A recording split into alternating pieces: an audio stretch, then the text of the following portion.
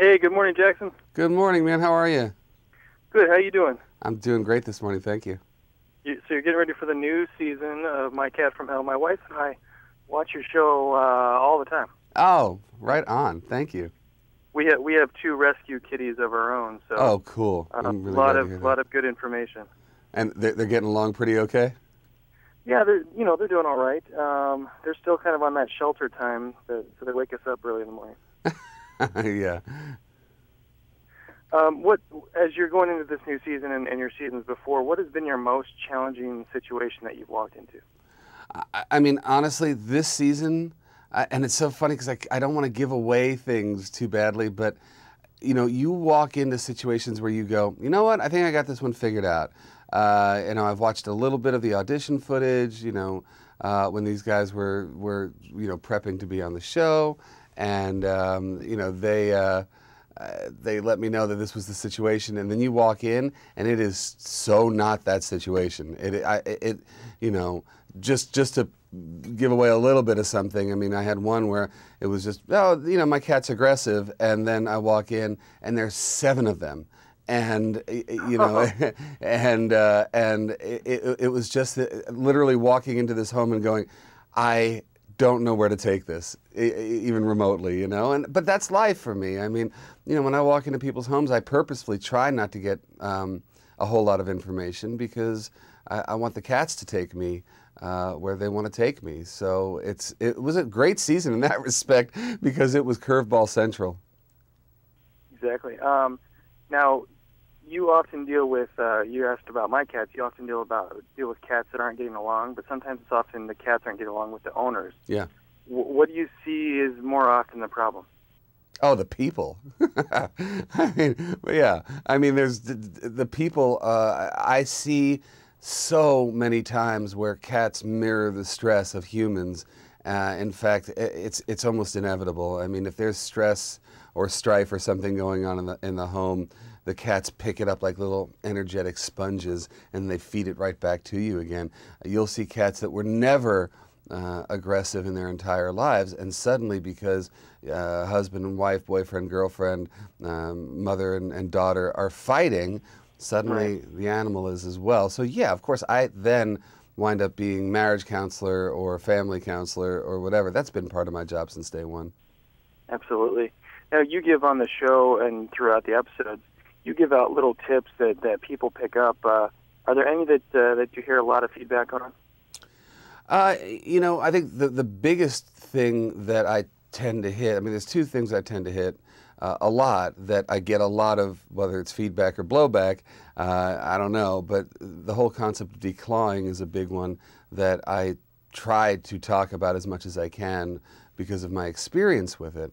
And that message, I think, is being heard a lot more clearly than it was even 5 or 10 years ago. So hopefully I catch people before they declaw their cats. That's a big one. And then the second one, I think people are misinformed a lot about what cats need to eat, when they need to eat, how it works into our work with them. So it's nutrition, declawing. Those are the 2 big ones. Right now, excuse me.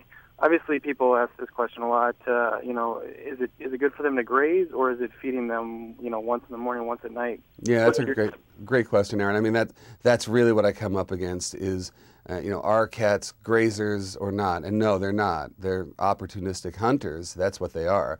So, what we're trying to emulate, what I try to emulate is what I call the raw cat. I want them to be as close as they would be in nature, and that's how I help them to settle into a real routine because it's the routine their ancestors knew. So right? I call that the hunt, catch, kill, and eat. So you play with them and then you feed them.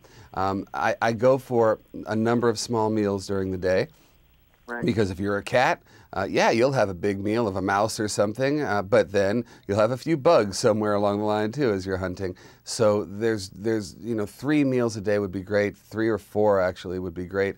I know people work, so that's a little tough, but we don't want them going 13 hours without eating for sure because they have short, straight digestive tracts that are meant to just process food in a hurry. Absolutely. Now, 2 behavior questions I want to try to fit in here real quick. Sure. One, going back to my cats, The one cat, he likes to play in his water dish. Yeah. Any idea why and what the remedy for that would be? No, I mean, cats, a lot of different cats, and sometimes this is breed, sometimes it's just experience, that they just like to splash around in water. And no, there's not a whole lot that you can do about that. You know, I like to cater to those guys a lot of times by having bigger fountains instead of just a dish, and then they can just play with the falling water as opposed to the water that's already fallen, and they just get to splash it around. There are dog fountains, and that way they have a larger reservoir, and you don't have to worry that much about where it's going to splash around. But that's one of those things where you can't change a tiger's stripes sometimes. Yep, he's actually a tabby, so my wife will love that answer. Secondly, question I'm sure that you hear a lot and I hear is going to the bathroom outside the litter box. Yeah. Why and what's the deal with that? Assuming that the litter box has been cleaned. There are so many reasons why a cat's not going to go in the litter box. And I got to tell you, I mean, if you had to split up my practice, I would say 75% is litter box and the rest being aggression and related problems. So, you know, for me, it is detective work. It's going in the home, seeing literally at what point in the house, you know, putting X's on the floor and you know, tracking time of day and what might be going on outside windows. I mean, a lot of times it's territorial, so it's about the threats from without the house. Sometimes they're feeling threats from within the house that are coming from other cats or dogs or children. It could be physical, and I see that a lot. I mean, if a cat feels terrible every time they eliminate, well, they're not going to think it's their body that feels bad. They're going to think of the place they go and think, well, this place feels bad, so why would I keep going in here? You know, and then they're just going to go outside it. But I can figure that out by where they're going and what time of day and how often. Well, Jackson, it's been a pleasure talking to you. Do you think you'll ever be coming to Michigan for cat issues? Yeah, man, I can't wait to take a better tour of the country. I did a brief book tour just last month, and I'll be taking another one soon. And yeah, of course I'll come to Michigan, yeah. Well, thanks, and we appreciate your time. The new season starts Saturday. Saturday at 8 o'clock Michigan time, and I can't wait for people to watch, for sure. All right, well, good luck with the show. Thanks, Aaron. Thanks. Take care. Bye.